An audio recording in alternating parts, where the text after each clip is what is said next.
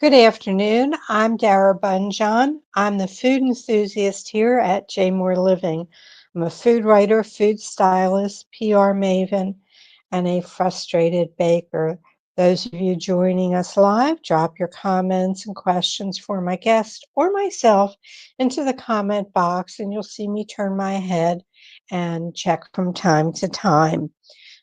Today's guest is Frank Clark, Master of Historic Foodways at Colonial Williamsburg Foundation.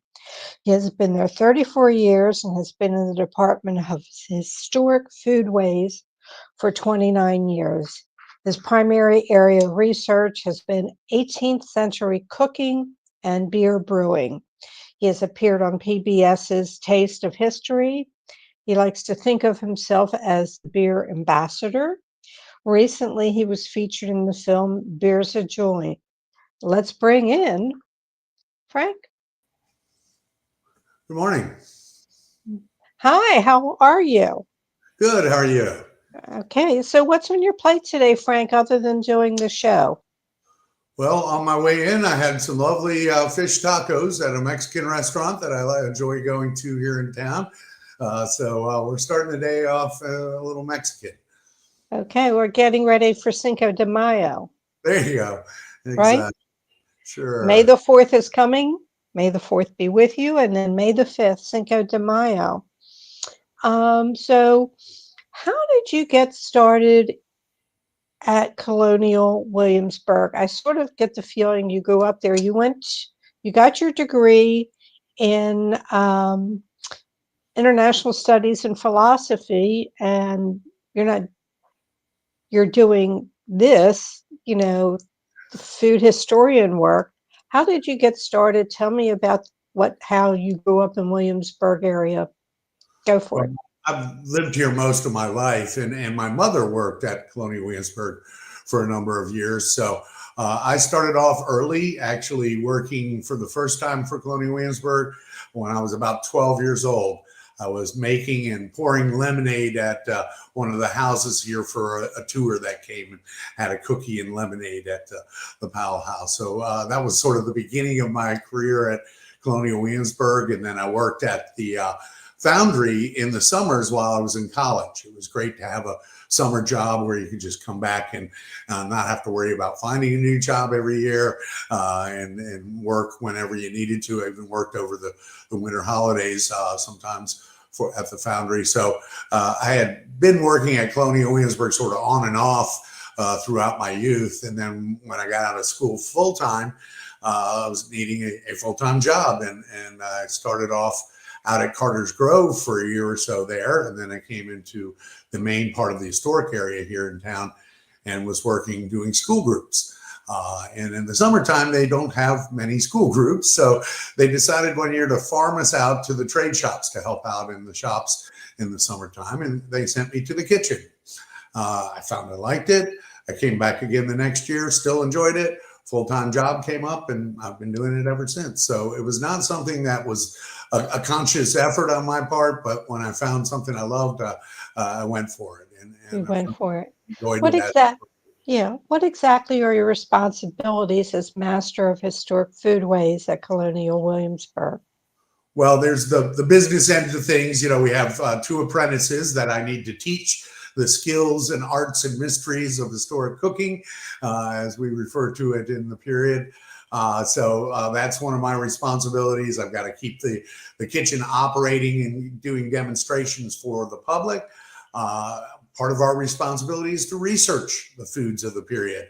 We're very lucky there in that we have lots of sources that some of the other trades in town don't have in the form of published cookbooks from the 18th century that we can rely on to give us the wonderful recipes that we prepare in the kitchens. So our job is really to bring the foods from the past back to life and to show folks how that was done in the period and the kinds of things they were eating.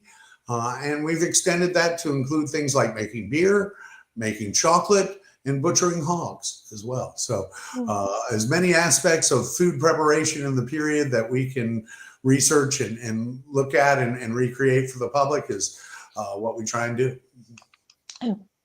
I usually ask usually my second question. I ask people to tell me about their family table. But for you, I'm going to say, give us an idea of family tables in the 18th century. Well, if you're most Virginians, your family table is pretty boring because your cooking equipment basically consists of a large cast iron pot. So pretty much everything you eat comes out of that large cast iron pot in the form of stew, soup, or porridge, depending on how much water you put in it and whether or not there's grain added to it. So most folks are living off of heavy whole grains and one pot meals. So not a particularly exciting dining process for the average poor farmer Virginian 200 years ago. But when you come to the royal governor's house, you're at the top of the food chain. Here you will find the French trained cooks preparing the most fancy dishes available 200 years ago and the most decorative manner possible on the nicest table possible.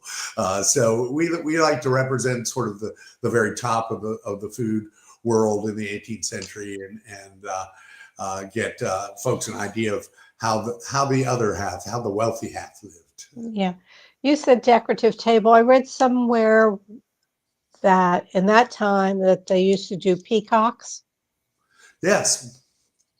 And Yeah. didn't they sort of put the feathers back in them and made them centerpieces? Yeah. What you would do is skin them whole with the feathers on, cook the bird, and then place the skin and feathers back on top of it. So it goes to the table looking like a peacock, but then you can carve and serve it afterwards.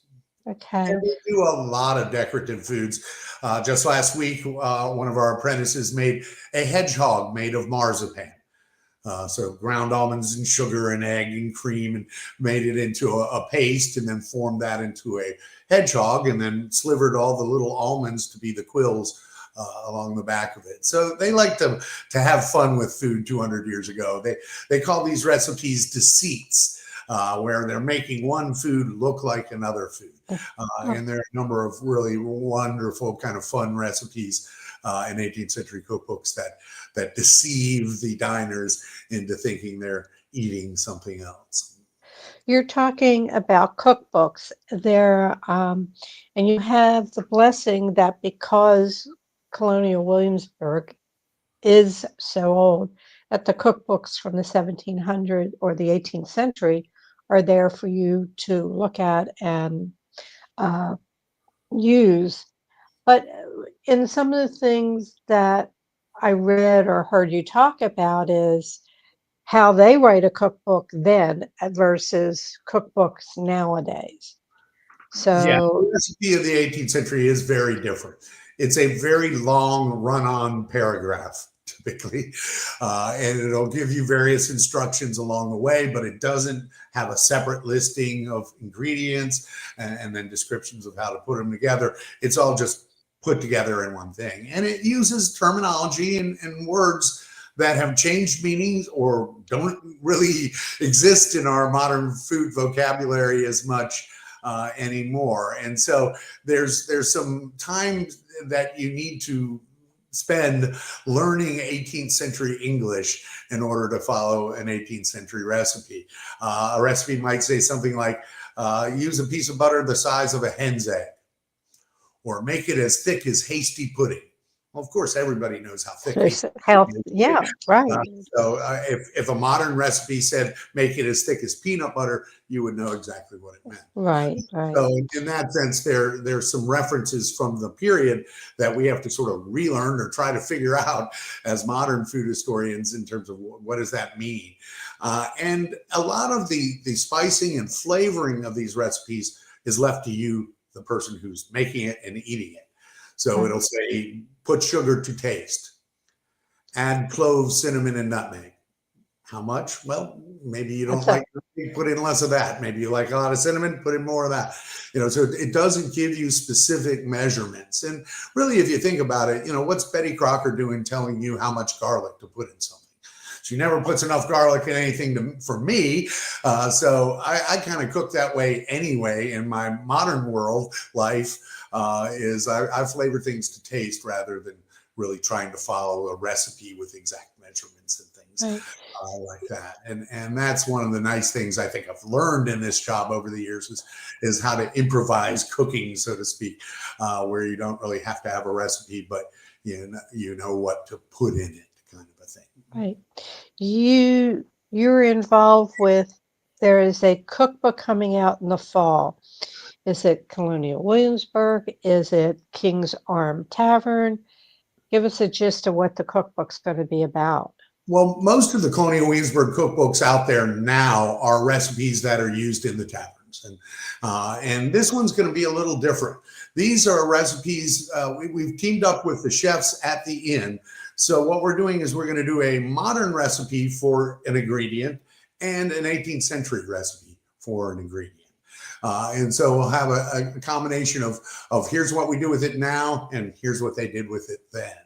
And this is going to be, I think, a lot of fun. We've done some of these recipes already for the Trend and Tradition magazine, which goes to donors here at Colonial Williamsburg. But we wanted to get them out into the general public, and so we've been working on this cookbook for the last couple of years.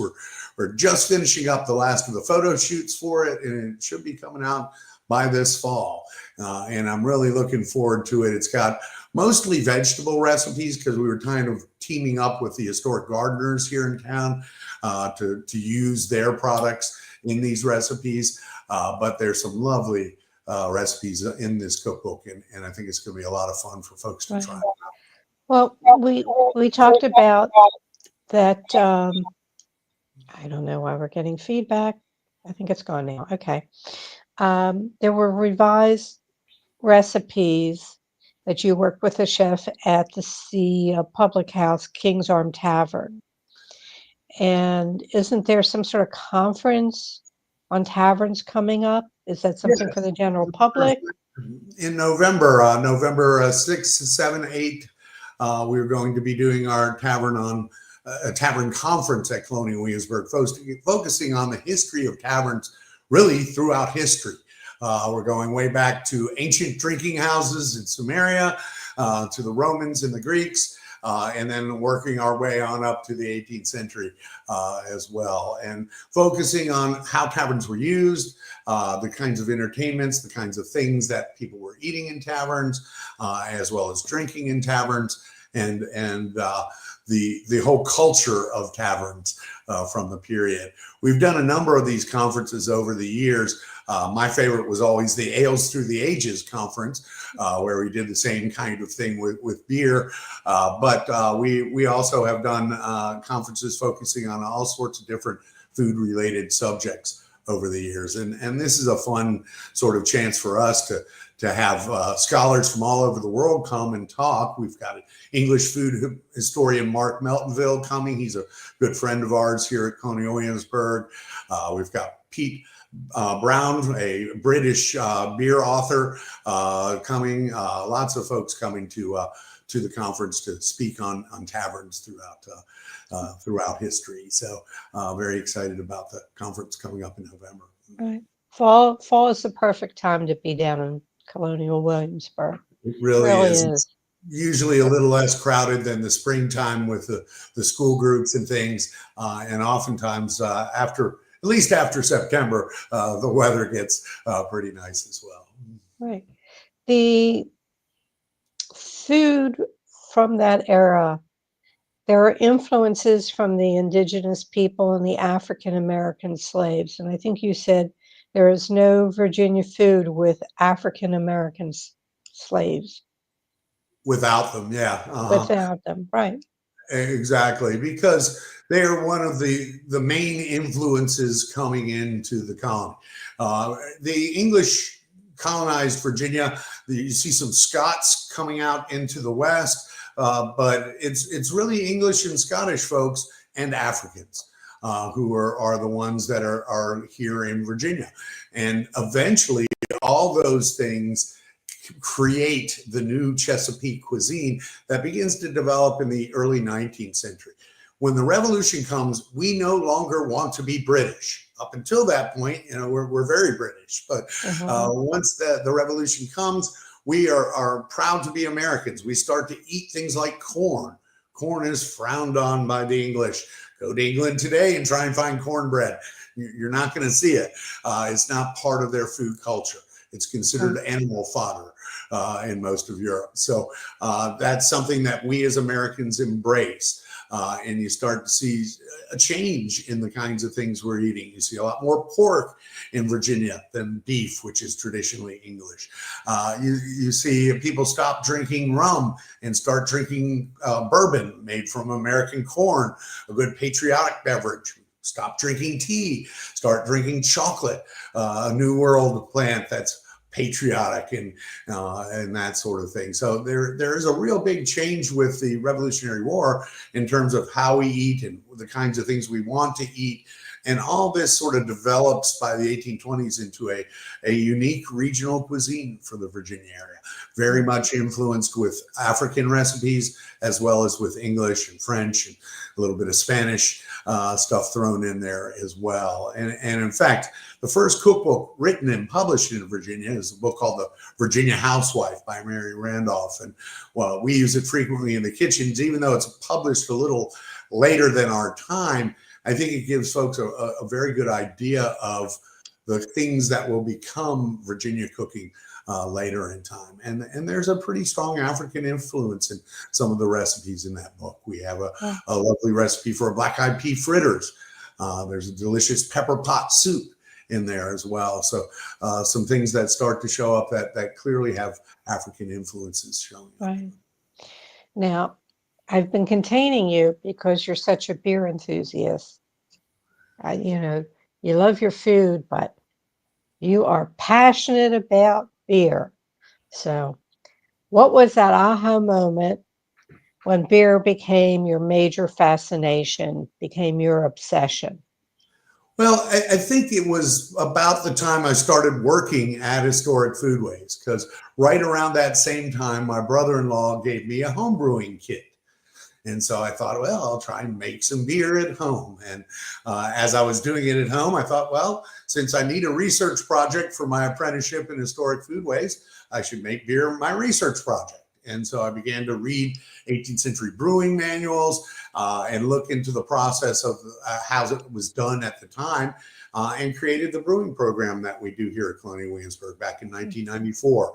We call it the Arts and Mysteries of Brewing.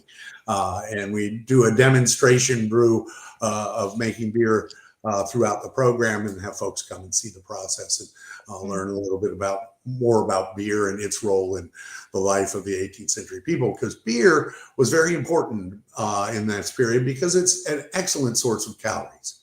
No one gets thin drinking beer. And as a result of that, people who don't have a lot of money and can't afford a lot of food can supplement their calorie base with beer. And beer is a very affordable beverage for them as well. So it's important in that sense too. It's not frowned upon because I think you had said at some point that if it wasn't for women, there wouldn't be any beer. That's right. Care to elaborate on that? Sure. Most of the brewers in the early 18th century Virginia are housewives. They're mom. And mom is making the beer for the family in the spring and fall and using it right there within the household. The other advantage of making beer as a housewife is that you are also making yeast. Every time you make beer, you make about 10 times the yeast that you put in it. So you have plenty of excess yeast that you can use for bread or cakes or whatever other baking you might need to do. So yeast making or beer making were tied together and done by mom at home most commonly. It's only as brewing becomes industrialized that it becomes the work of men, very wealthy men who can afford to open large commercial breweries. And that happens in England pretty early in the 18th century, by the 1730s and 40s. But it doesn't happen here in America until about the 1830s, when the Germans come over with their lager beer. That we start to see American brewing become industrialized. The beer that was made at that time, the proof on the beer was pretty high. What was it, the sacrometer that was able to determine the alcohol content in the Exactly. beer? It's not until the end, or really the last quarter of the 18th century, the 1770s, that we actually knew as human beings how much alcohol was in our beer. Because in this period, they've invented something they call the saccharometer. We know it today as a hydrometer, which allows you to measure the amount of sugar in suspension in a liquid. And if you do that before and after the fermentation, there's a mathematical formula that allows us to figure out how much alcohol is in the beer. It took me quite a while to work all that out because the scales that they used on their saccharometers are very different from the modern sugar scales that distillers and brewers use today. And it took me about almost 10 years to find somebody with the mathematical formula to convert their scales to our scales. Once I had that, I could go back through some of the 18th century brewing manuals where they had measures in them and figure out how strong the beers were. And so that was very helpful in allowing me to know a little more about how strong beer was. But often in this period, the English brewed 3 batches of beer from 1 patch of grain. So the first time you mash that grain, you get the most sugar out of it. That would be a strong ale. And that could be anywhere from 8 to 12% alcohol. If you mash the grain a second time, you'll get what's called a table beer, somewhere between, say, 6 and 8% alcohol. And if you do it a third time, small beer, as they called it, would be anywhere from 3 to 5% alcohol. And so you could have a wide variety of alcoholic strengths in your beer 200 years ago, depending on whether you're having the strong ale, the table beer, or the small beer. Right. Malt barley, which is one of the key ingredients, doesn't grow well in the Virginia area. So during that time, what I was reading, that a lot of the beers were made from pumpkin, molasses, spruce, and pine. Yeah, they're using a lot of sugar substitutes, molasses being by far the most common of them. But there is a gentleman who publishes a recipe in the local newspaper for making molasses from pumpkins and also making a beer from green corn stalks. We tried that once. It did not work out well. Okay. I was just curious, and I thought it might be of interest to the people listening. Yeah, the molasses beers are actually pretty good. They're surprisingly like beer. You take molasses, wheat bran, and hops and put them all in a big kettle and boil it for a while. And then you strain out the stuff and cool it down and ferment it. And it really produces a surprisingly beer-like beverage. What I was reading, the earlier beers, ales, weren't too good looking. So a lot of times they were like in leather things and mugs where you didn't see it. It was a while before they went to glass. The other thing that I read, in studying you and this, was that there was a time where they stirred the head of the beer back into the beer itself, and that could cause health issues. It Well, wasn't. it's not going to be a health issue, but it's going to be a flavor issue. Oh, When a okay. beer has infections, don't get scared. Nothing that lives in beer can kill you, folks. You're safe. For us, an infection means it tastes bad, it acts weird, it smells weird, it looks weird. Any number of afflictions may occur that would be called infections by brewers. So your beer might taste like a fox or a skunk, or your beer might get ropey, as they called it, big long strains of proteins and stuff in there. And so you don't have to worry about it from a safety point of view, but you might have to worry about it from a flavor point of view. And that's where that problem would come in. They also harvest the yeast off of the top of the beer while it's fermenting so that they can use it for their breads and other things. And unless you're sterilizing, which they really couldn't do 200 years ago, that's a risky proposition as well from an infection point of view. Right. Well, food has changed, and there's something you brought up. I mean, they didn't have a choice. Basically, it was farm to table. Basically, it was seasonal. there Very much. wasn't a choice there. Yeah. Now, if you're super wealthy, you might cheat nature. You might build yourself an orangery, basically a greenhouse that you could grow things like citrus fruits in, or start your lettuce early, or start your peas early, or something like that, so that you kind of circumvent the natural processes around you. But and that was kind of fashionable thing to do, to show off the pineapple that you grew to your friends, kind of a thing. But it's not something that's going to supply a large quantity of food for daily use. You really No. rely on what's in season and what's at the market. As we like to say in the kitchens, the governor's wife doesn't come out and say, we're having turkey for dinner tonight. Because if we get to the market and there's no turkey, there will not be one on the table. So first and foremost, it's a matter of what was brought into the market, what was offered for sale, and whether it was a good value or not. The cook of the governor has the governor's money in his hand, and he wants to make sure that the governor gets the best value for that money. And the governor wants to make sure of that as well. And so that's going to be part of that process as well, is them deciding, okay, that chicken looks a little sickly. Maybe we should go with the duck instead, or something like that.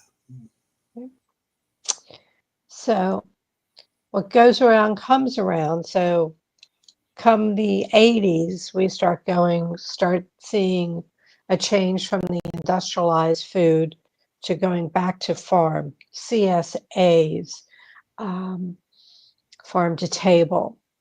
If it's, if it isn't seasonal, they're not serving it. So that has become full circle. And our need to find purer foods than the processed foods that the big companies have put out that had all the preservatives. They needed things to be shelf stable.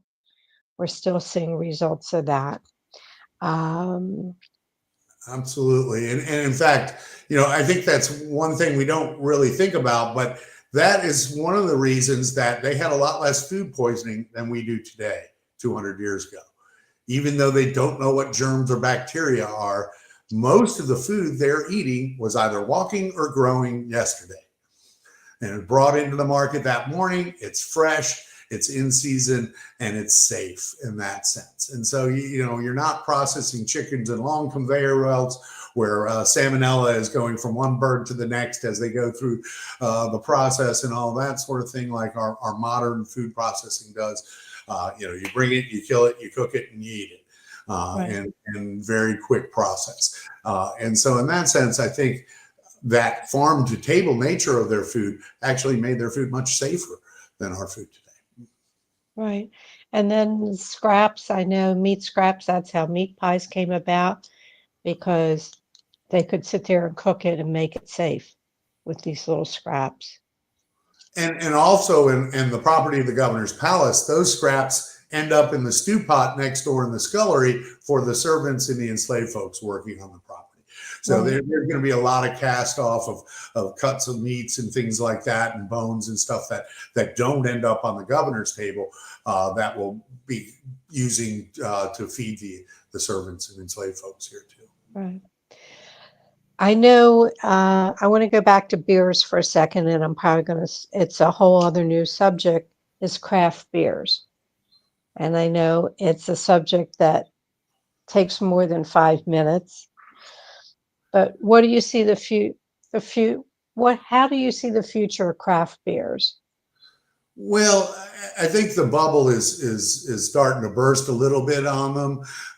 We've got pretty much a lot of breweries now, and they're starting to see more closings and less openings these days. But I think that Americans have finally realized for good that beer can be more than the typical light American lager that the big companies produce. And these craft brewers have also become sort of a social niche in our world too. Kids, they bring the kids and the dog and they hang out in the brewery and relax and enjoy themselves on the weekends or what have you. And that's a great thing to see. The craft beer industry is kind of interesting in a way, because it in some ways you can look at, it goes back to Prohibition. Prohibition destroyed the brewing industry in America. We went from having about 5,000 breweries to having about 280 breweries after Prohibition. And it's only a matter of about 4 years ago that we actually got back up to the number of breweries in this country that we had before Prohibition. So craft beer has been great in the sense that it's also brought beer back to local producers and small scale production where they can be a little more experimental and a little more interesting than the large mass produced industrial beers that we're used to in this country now. How does one find a beer to like? Well, there are all kinds. I mean, there are so many different kinds. And I think one approach to that might be to find out what ingredients in beer you like. Some people, the IPA heads, really like the hop and the flavors that it imparts in the beers. Other people, such as myself, really enjoy malty beers, sort of the sweeter, grainier tasting beers, rather than the really bitter IPA beers. And there's also yeast. Yeast can have a profound effect on the flavor of beer as well. German wheat beers have a particular strain of yeast that produces clove and banana flavors in that style of beer.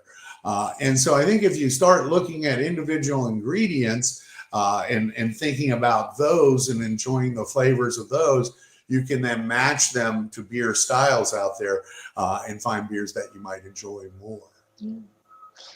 Well, I know there's so much knowledge that you have stored in your head that 30 minutes is not doing you justice. Maybe we can revisit this when the cookbook comes out and we can take a look at that. That would be a fun idea. So, end the show, Frank. And I just want to remind people, colonialwilliamsburg.org. There are recipes up there, a lot of information. Check it out. And then the Instagram is Colonial and WMSBURG.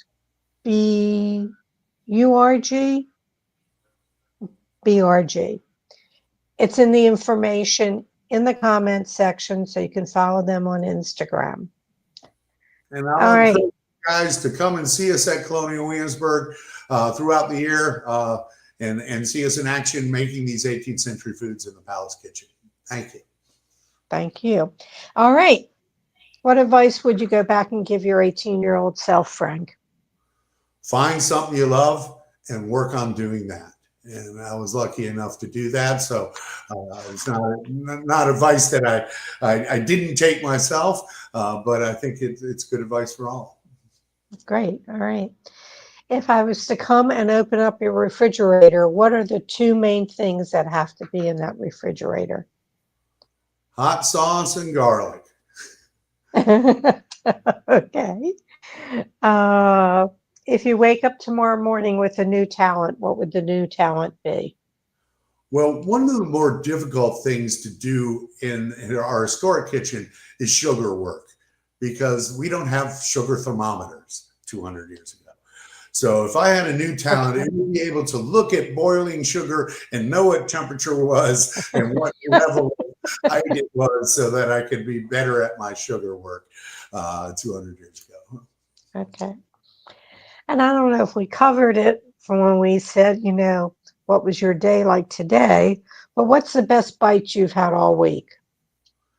Probably one of our favorite 18th century recipes, the mushrooms and puff paste.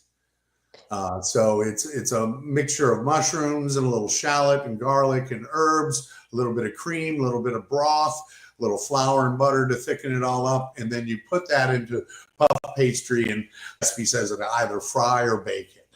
So we make them sort of like little turnover pierogi kind of sized things. And those are just delicious. I love that recipe.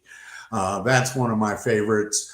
We also did a salt fish cake this week. That was delicious as well, using some salted cod and potato and onion and garlic and herbs and things. Well, Baltimore is known for coddies. Have you heard about coddies? Yeah. Uh-huh. That was the Jewish immigrants who couldn't eat crab Ah. created coddies. And coddies were, to those who don't know from coddies, it's a little codfish cake. It's fried, mostly codfish, a little bit of potato, some seasoning. But growing up, we'd go to the corner, not grocery store, a drugstore that had a fountain. And you get a coddy, 2 saltines and mustard, and you get a fountain Coke. It was 11 cents. Great. Right. So it's one of those foods traditional to the Baltimore area. But Yeah. in talking about that, it reminded me of the coddies. Frank, what didn't I ask you that I probably should have? What have I learned from 18th century foods, dedicating my life to looking at foods cooked 200 years ago? And I think the answer to that would be that I've learned a lot about how what people eat is influenced by how they feel, how they think, and by their culture and society. And that's one of the neat things about this job is you get to see, what the preferences are, what the no-goes are, the things they won't eat, and what the reasons are. Sometimes they're religious, sometimes they're personal, sometimes they're cultural. So there are a lot of different things that determine what it is we like to eat. And I think that's a very important lesson as historians to learn, is that there's always new stuff out there to learn about, and you can find that stuff by looking at some of the basic things of the past, like food. Okay. Frank, I want to thank you so much. I My appreciate you taking your time on your day off. And let's try to reconnect. If you remember, reach out to me when the cookbook is coming out, and let's see if we can get something scheduled on that. Love to have you back on. Thank you. Thank you so much. Okay, everyone. Feel free to reach out to me via my email, food@jmoreliving.com, or my Instagram is @DaraCooks. Or on Facebook, I do have a Facebook page called The Food Enthusiast. When I say we, me, I am taking a week off to rejuvenate the spirit and the soul, returning May 15th. When my guest on the show, number 239, will be Chef Rome Brown, a Southern chef who always adds a gourmet twist. You might have seen it on various Food Network competitions or have one of his cookbooks on your shelf. You can sign up for jmoreliving.com's free This Week in Baltimore Eating newsletter. Comes out maybe weekly, every Tuesday, sometimes it's every other week, with recipes, links to this show, what's new in Baltimore eating and dining, what's new and opening up. So all you have to do is go to jmoreliving.com, on top menu, hit the connect button and fill out the form there. All our shows are immediately archived in video form on Jmore Living's Facebook page and jmoreliving.com. We truly appreciate it when you share our show with friends and family. Feel free to go back into our archives and enjoy past shows. May your plates always, always remain full, and I'll see you back here in 2 weeks.